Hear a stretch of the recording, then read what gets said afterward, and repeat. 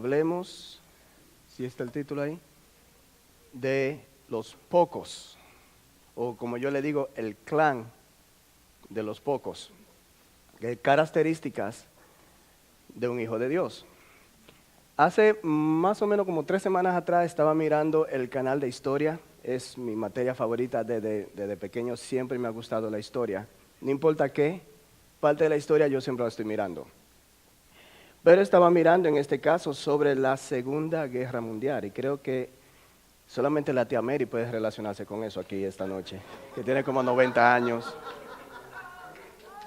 Pero estaba mirando sobre la Segunda Guerra Mundial, estaba mirando Gran Bretaña, que hoy en día es Inglaterra, que en la Segunda Guerra Mundial. Y hubo un momento en la historia de ese país durante la Segunda Guerra Mundial que fue muy decisivo para la historia de Gran Bretaña. Fue un momento en que marcó una gran diferencia porque Hitler estaba derrotando todos los países en Europa. Y en el verano de 1940, después de que Hitler había derribado con Francia y sacara a todos los británicos de la parte central de Europa, Inglaterra o Gran Bretaña empezó a prepararse para una invasión nazi eminente. Okay. Pero antes de conquistar Inglaterra, Hitler tenía que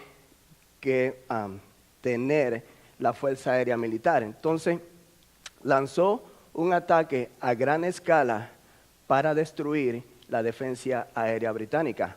Los pilotos de la Fuerza Aérea Británica, quienes fueron conocidos posteriormente como los pocos, después de esos ataques, ellos se mantuvieron de pie, se mantuvieron firmes ante un ataque tras otro ataque del imperio nazi. Ellos le enviaron un mensaje bien claro a Hitler diciendo: Gran Bretaña nunca se rendirá, nunca se rendirá. En agosto de 1940, Winston Churchill, quien era el primer ministro de Gran Bretaña, dijo estas palabras refiriéndose a los pocos. Dijo: el agradecimiento de todos los hogares en nuestra isla, en nuestro imperio, e incluso en todo el mundo, va dirigido a los pilotos británicos que, en las condiciones más adversas, incólume en constante desafío y peligro mortal, están dando las vueltas a las tomas de la guerra gracias a sus esfuerzos y su devoción. Nunca en el campo de los conflictos humanos, tantos debieron tanto a tan pocos. ¿Alguien me puede a mí decir algunos de los nombres de estas personas, de estos pilotos? Yo le voy a dar los nombres de algunos de ellos, de derecha a izquierda. Primero tenemos a Brian Lane, que es líder de escuadrón. Puede pasar. Brian Lane, líder de escuadrón, sobrevivió en la batalla derribando a 6 aviones nazis. Okay. Luego tenemos a M.L. Robinson. M.L. Robinson era un líder de escuadrón durante la batalla. Robinson derribó 6 aviones enemigos. Se cree que el avión de Robinson fue derribado en el 1942 y su cuerpo nunca fue encontrado. Jan Sombach, líder de escuadrón, ya derribó 8 aviones enemigos. Sombach murió en Francia en el 1986, era teniente de vuelo. Y por último, A.C. Beer. Él no era británico, nació en Nueva Zelanda y derribó a 12 aviones nazis enemigos durante la batalla. Beer murió en septiembre de 1995. Sus cenizas fueron esparcidas en el río Thames en Inglaterra. ¿Cuál es el punto? El punto es que estos hombres fueron hombres ordinarios que fueron llamados a una misión más grande que ellos y pocos responden al llamado, pero ellos lo hicieron. Ellos lo hicieron. Y esto es un reto para mí y a partir de esta noche yo quiero que sea un reto para cada uno de nosotros, porque en el ámbito cristiano así es como nosotros debemos vivir nuestras vidas. Nosotros hemos sido llamados, cada uno de nosotros hemos sido llamados aquí para una misión más grande que nosotros. ¿Cuál es nuestra misión? ¿Cuál es nuestra misión? Hacer discípulos. Mateo 28 no tiene que ir ahí, pero Jesús nos dice, ir y hacer discípulos. ¿Cómo yo hago discípulos?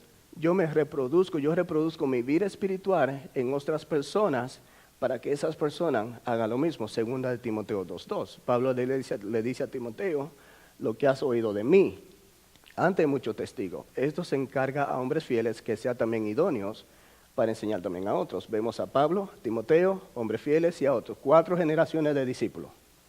Yo reproduzco mi vida espiritual por medio de transfiriendo mi vida a otra persona, haciendo discípulo, yo cumplo con la misión que Jesús me dio. ¿Sabía usted que la Biblia también habla de los pocos? No de estos pocos, pero la Biblia también habla de los pocos. No tiene que ir ahí, pero en Mateo 22:14, Cristo dice, muchos son llamados, pero pocos escogidos. También en Mateo 9:37, el Señor dice, la mies es mucha y los obreros pocos. Los obreros pocos. En Ezequiel 22:30, Dios dice, busqué quien se pusiese en la brecha delante de mí a favor de la tierra y no lo hallé. Aquí ni siquiera habían pocos, aquí no había nadie. En el Viejo Testamento se habla mucho de los pocos. ¿Se acuerdan de los 12 espías que Moisés envía a reconocer la tierra? 10 dijeron no, 2 dijeron sí, pocos. También en Gedeón cuando está peleando contra los filisteos y tiene 32,000 hombres, Dios dice no, esos son demasiados porque mía va a ser la gloria. 32,000 hombres son muchos, ok, vamos a dejarlo a 10,000. No, todavía esos son demasiados. Unos pocos 300 fueron escogidos. Pocos. Hermano, y es cierto que aunque nosotros no estamos en un conflicto militar, ahora mismo no somos parte de la Fuerza Aérea Británica, pero mira a su alrededor. Mire el mundo en que estamos viviendo y usted se va a dar cuenta que nosotros estamos en un conflicto, estamos en una guerra todos los días. Todos los días estamos nosotros en una guerra. Y este es el punto principal. Este va a ser el enfoque del mensaje de esta noche, porque existe una guerra, una batalla espiritual cada vez más fuerte alrededor de nosotros, alrededor nuestro, y nuestras familias son destruidas todos los días. Nuestras familias, nuestros padres, nuestros hijos, la familia de nuestros primos, familia de nuestros tíos, nuestras familias, nuestras comunidades son destruidas todos los días en esta batalla que se va extendiendo, se va desplegando, así como el Army de Hitler en el 1940 durante la Segunda Guerra Mundial. Hombres y mujeres en nuestras comunidades ceden, abandonan y rinden sus corazones ante el orgullo, la codicia, la apatía, la lujuria, el materialismo, la pornografía. Todos los días. Y nosotros, como esos pilotos que estábamos mirando de la Fuerza Aérea, nosotros hemos sido llamados a una misión más grande que nosotros. Y nosotros, como hijos de Dios, debemos responder al llamado.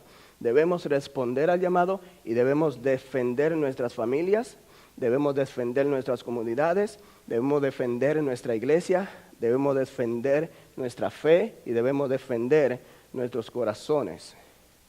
Sin importar el sacrificio. Sin importar el sacrificio. Ustedes y yo, todos los que somos hijos de Dios aquí esta noche, nosotros somos del clan de los pocos. Del clan de los pocos. Ahora, ¿cuál es la característica? ¿Cuáles cualidades podemos ver o podemos encontrar en una persona para que sea del calibre de los pocos? Y si podemos ir, por ejemplo, a los libros de historias y encontrar grandes hombres y mujeres que han luchado cientos de batallas a lo largo de miles y miles de años de la humanidad, que se han librado cientos de guerras, y encontramos hombres y mujeres valientes. Yo, como buen cristiano, que siempre hago mi tarea, voy a la Biblia.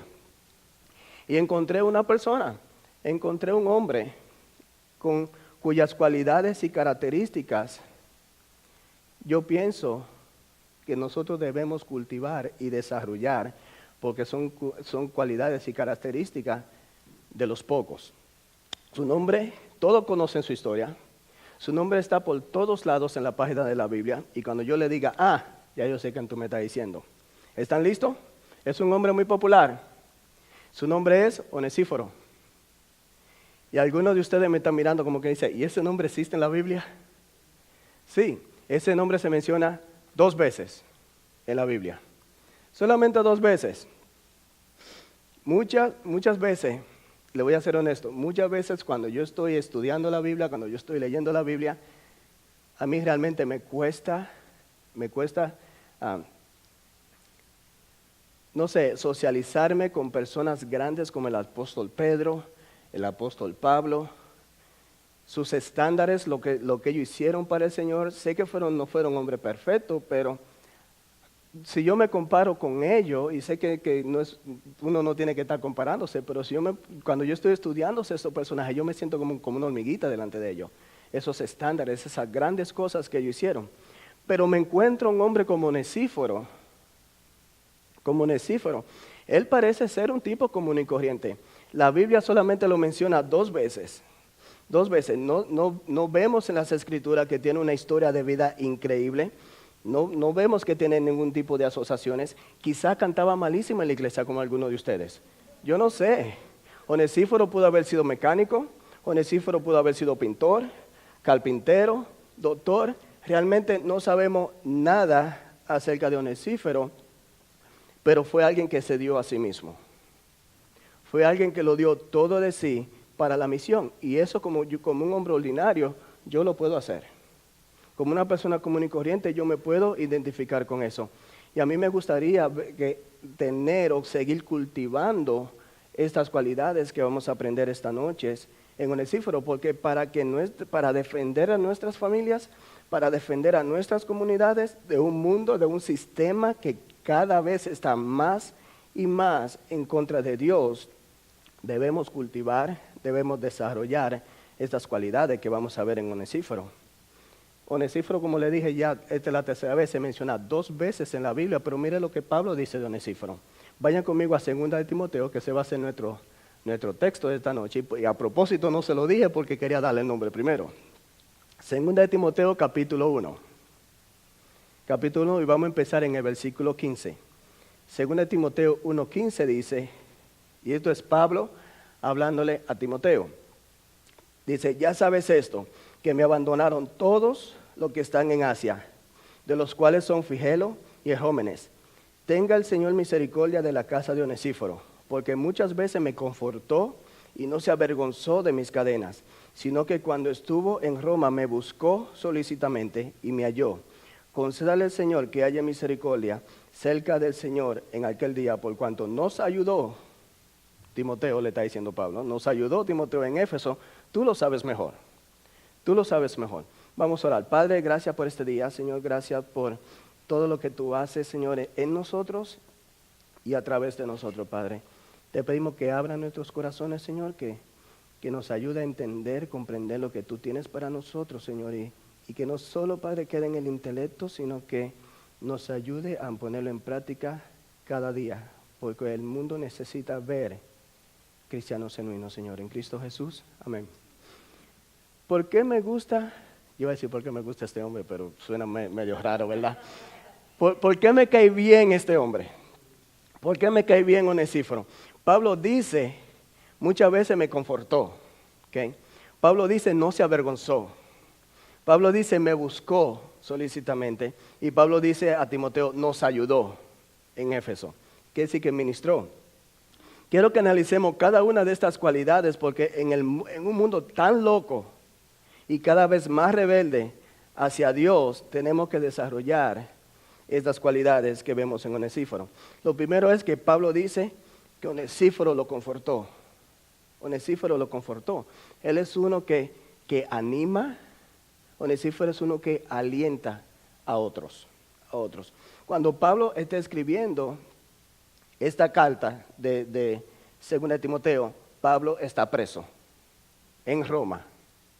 Cuando Pablo está escribiendo a Timoteo. Y Pablo sabe que pronto lo van a ejecutar. Nada más para que tenga una idea. ¿Okay? Pronto lo van a ejecutar. Vayan conmigo al capítulo 4, de donde usted está ahí de 2 de Tesalonicenses, de 2 de Timoteo. Capítulo 4. Porque Pablo, y hermanos, cuando ustedes lean la Biblia, no la lean solamente por las palabras.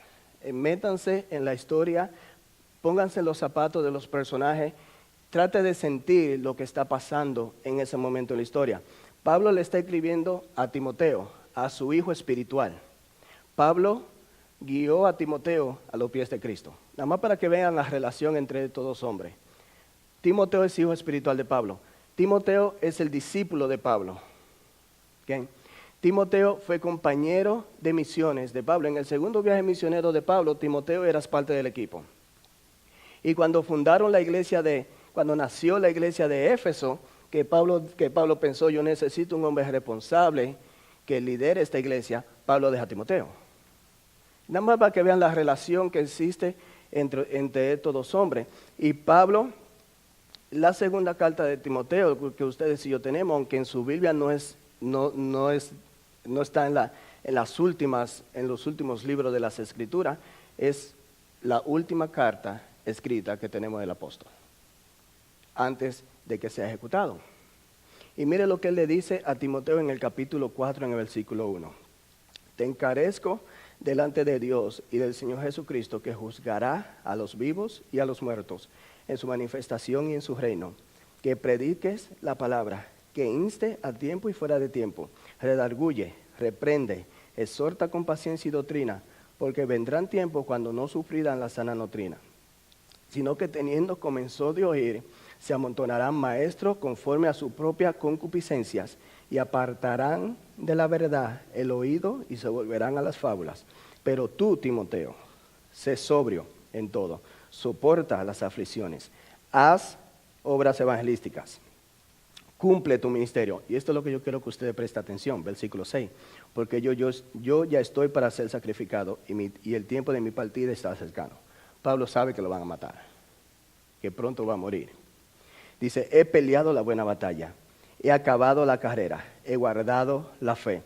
Por lo demás, me está guardada la corona de justicia, la cual me dará el Señor, juez justo, en aquel día. Y no solo a mí, sino también a todos los que aman su venida. Y luego dice, Timoteo, procura venir pronto a verme. Pablo murió tiempo después. No sabemos si Timoteo llegó a tiempo. No sabemos si Timoteo llegó a visitar a Pablo, porque las escrituras no nos lo dicen. Pero, ¿pueden sentir ustedes la angustia en las palabras de Pablo? Si ustedes se meten en la historia, escribiéndole a su hijo, a su discípulo. ¿Pueden sentir ustedes el corazón de Timoteo cuando está leyendo las últimas palabras de Pablo?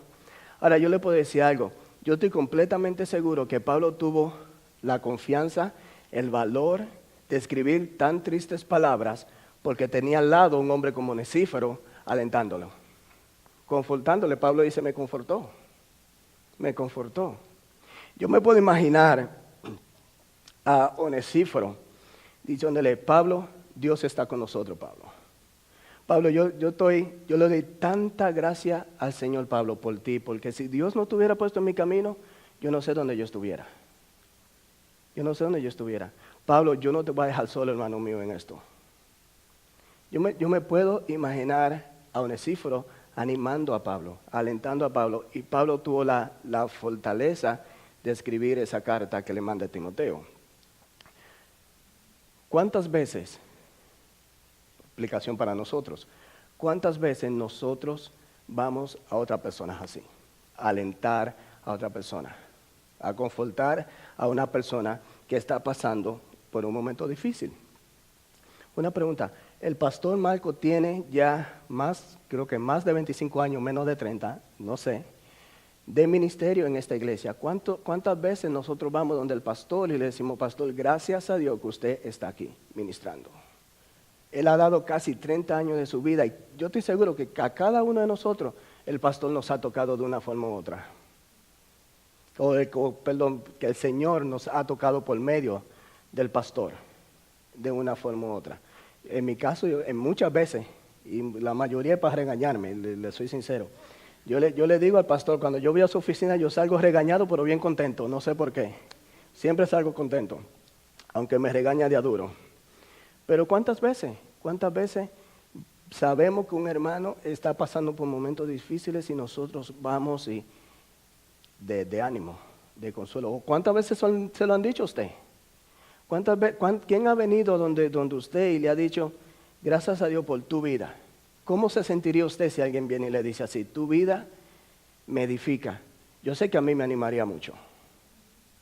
Yo sé que a mí me animaría mucho. Y eso era lo que Onesíforo era para Pablo.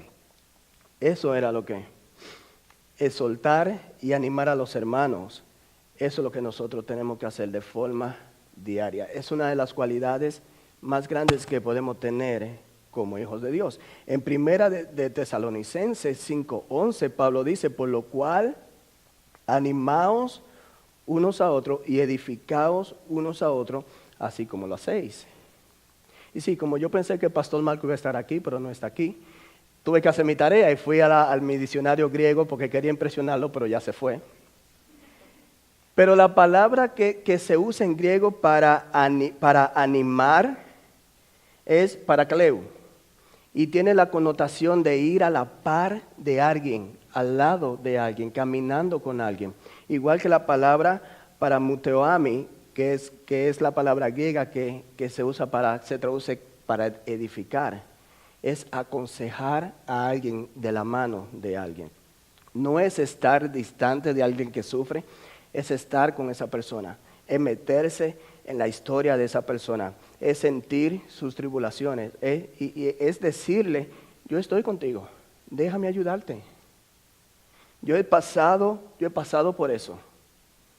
Permíteme caminar contigo y ayudarte, porque Dios no te va a dejar solo ni yo tampoco. Eso es animar. Eso es animar. Es estar cerca de alguien en sus tribulaciones, sus historias. Tenemos que aprender a ser sensible ante la necesidad de los demás, hermano. Y especialmente en una clase como esta, donde tenemos 200 y pico de personas, hay muchas necesidades. Y nosotros conocemos de personas que tienen necesidades. Y muchas veces, sinceramente lo digo, no podemos hacer de la vista gorda porque yo estoy bien.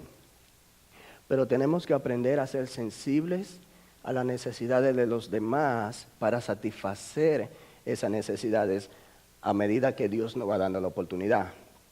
Sea uno que anime a otro, sea uno que anime, que edifique a los demás. Si alguien está agotado, anímelo a seguir adelante. Si alguien tropieza, dulcemente busque su restauración.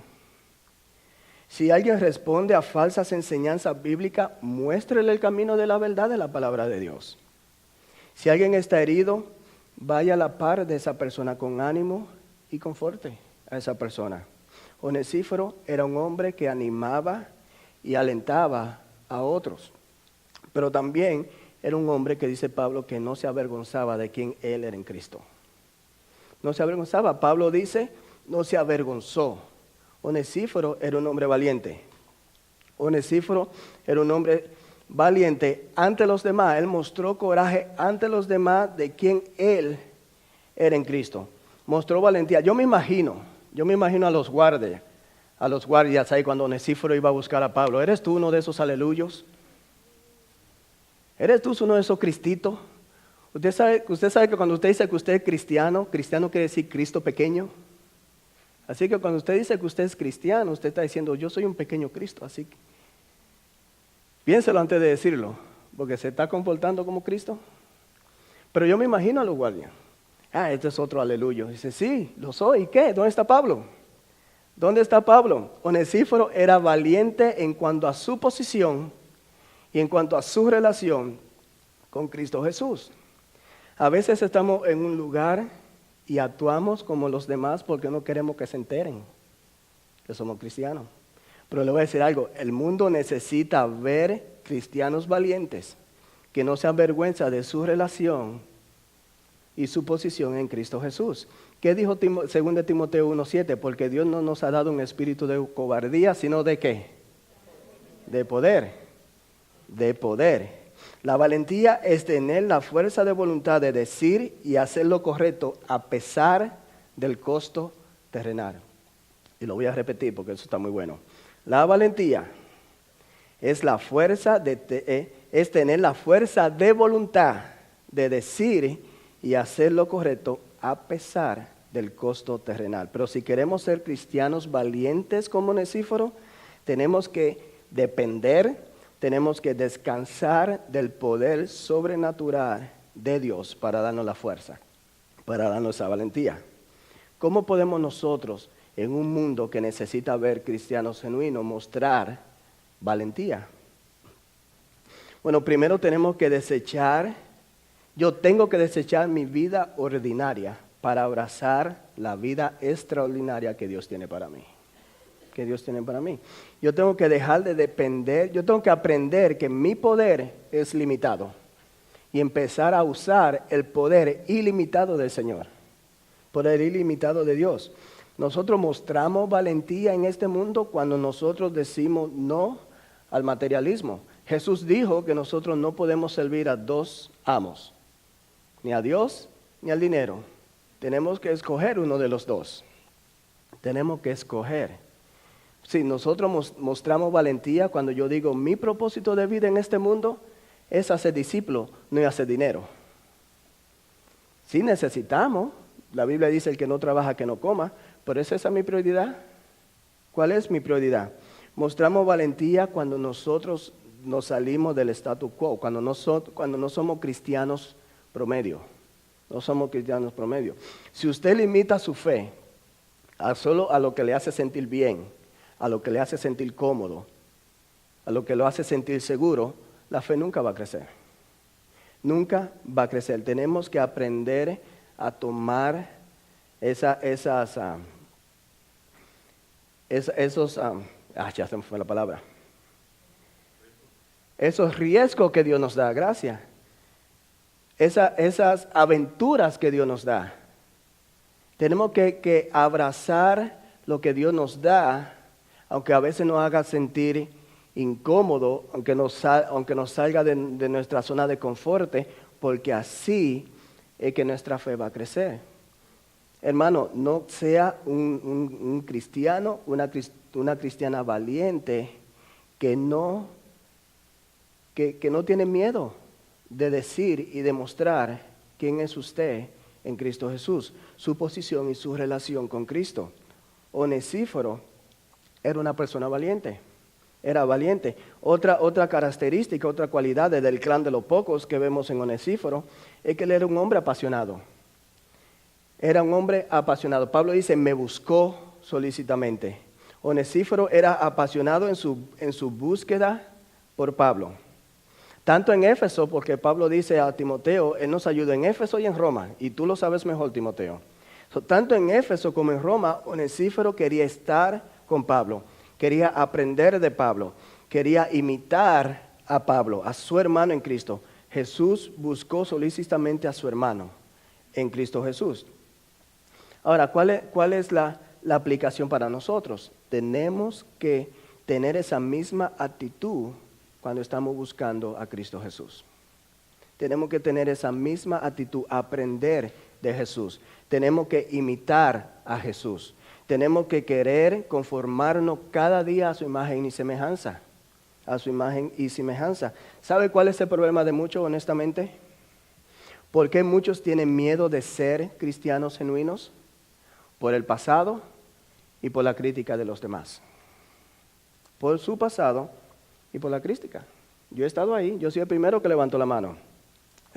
Mucha gente dice, yo no quiero vivir 100% para Dios por todas las cochinadas que yo he hecho, y porque la gente siempre me va a señalar.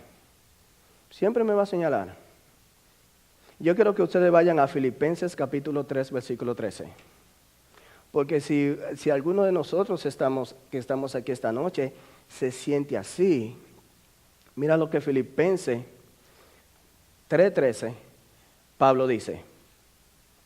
Y Pablo está hablando aquí en el contexto de vivir la vida cristiana como una meta de vida. Filipenses 3:13 dice, hermano, yo mismo, dice Pablo, no pretendo haberlo ya alcanzado, pero una cosa hago, olvidando ciertamente lo que queda atrás y extendiéndome a lo que está delante, prosigo a la meta, al premio del supremo llamamiento de Dios en Cristo Jesús.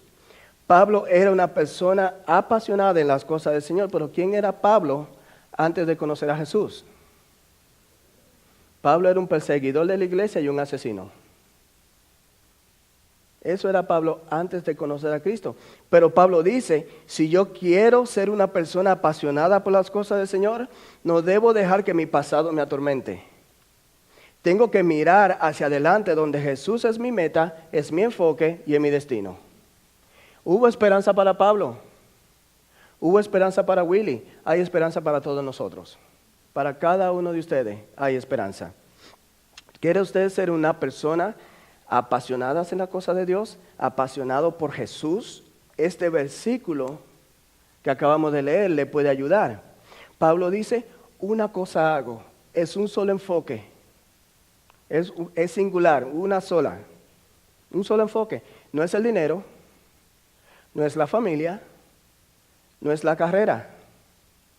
Y todas estas cosas son buenas, pero ese no es el enfoque. Es Cristo Jesús y su relación personal con Él. Su relación personal con Cristo Jesús. Y Pablo dice, olvidando lo que está hacia atrás. ¿Okay? Olvidando. Él no está preocupado por el pasado. Hermano, todos y cada uno de aquí tenemos pasado que nos atormenta. Todos, sin excepción. Tenemos pasado, pero ¿sabe qué es lo precioso? Que ya Dios lo perdonó en Cristo Jesús. Ya Dios lo hizo.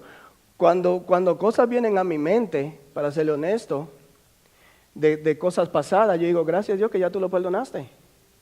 Porque eso es el diablo que viene para atormentarnos y recordarnos toda la cochinada que uno hacía antes. Yo digo, gracias a Dios que ya tú lo perdonaste.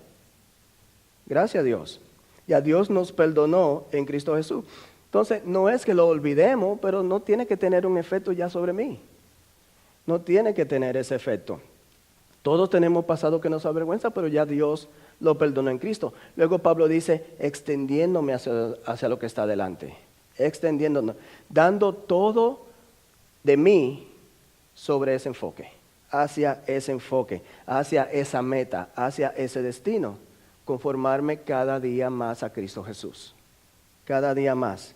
Pablo dice que él prosigue a la meta. Es una búsqueda incesante para obtener el premio. Yo quiero ser como Cristo. Cada día. Y el premio del supremo llamamiento de Dios es una meta que vale la pena. Cuando usted esté frente a Cristo Jesús, y va a pasar, no sé cuándo, pero usted va a mirar a su vida hacia atrás y usted se va a dar cuenta que todo lo que usted hizo para la misión valió la pena, que habrá valido la pena. No seamos cristianos mediocres, sino cristianos genuinos, verdaderamente apasionados por la misión de Dios. Por la misión de Dios. Hemos visto que Onesíforo era un hombre que confortaba a otro, que animaba a otro. No se avergonzaba de su fe. Él era apasionado en su búsqueda de Dios a través de Pablo. Y por último, Onesíforo era un siervo. Era un siervo. Pablo dice, nos ayudó en Éfeso. Onesíforo ministró. Pablo les recuerda a Timoteo que Onesíforo sirvió a Pablo en Éfeso y en Roma. Este hombre era un verdadero siervo de Dios. No importa el área, no importa qué, no importa cuándo, no importa dónde, no importa cómo, yo voy a servir, porque yo soy un siervo. Eso decía Onesíforo. Jesús fue nuestro ejemplo de un siervo perfecto. Y en Marcos capítulo 10, no tiene que ir ahí, pero él dice, pero no será así entre vosotros, sino que el que quiera hacerse grande entre vosotros será vuestro servidor. Y el de vosotros que quiera ser el primero será siervo de todos. ¿Usted sabe cuál es la diferencia entre elegir servir y elegir ser un siervo? Hay una diferencia.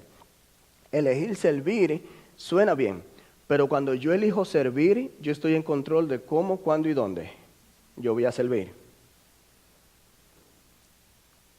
Voy a llamar a Willy porque la novela La Pasión de las Pasiones está muy buena y hoy se casan y no voy a ir a la iglesia. Y a usted le tocaba servir en el ministerio de niños. Pero porque La Pasión de las Pasiones está muy buena, ya me puso un texto. Eso es servir. Usted está, allá me están mirando como La Pasión de las Pasiones. No, eso no existe. Entonces, Pero eso es servir.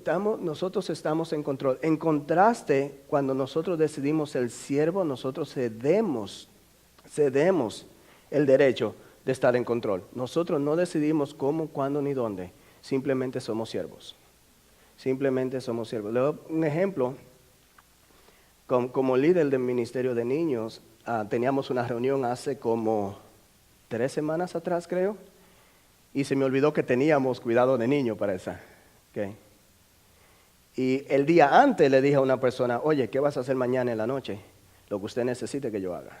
Y yo, wow. Ok, venga para acá a las 6 de la tarde. Entonces, pero esos son ejemplos. Que cuando una persona elige servir, esa persona ajusta el ministerio a su calendario. Yo voy a ver mi calendario y a ver cómo ajusto lo que voy a hacer para Dios. Es que el siervo ajusta su calendario al ministerio. Esa es la diferencia. Esa es la diferencia. El clan de los pocos, somos siervos. Somos siervos. Y si usted es del clan de los pocos, usted tiene que desarrollar una mentalidad de decir, yo soy un siervo de Dios. De Dios. Tiene que aprender a tener una mentalidad que diga, mi propósito en esta tierra es servir a Dios. Onesíforo servía a Dios bajo el liderazgo de Pablo. Tenemos que reconocer que Dios es el que está en control, no es usted, no soy yo. Tenemos que reconocer que el mundo no gira a mi alrededor. Usted no es la última Coca-Cola en el desierto.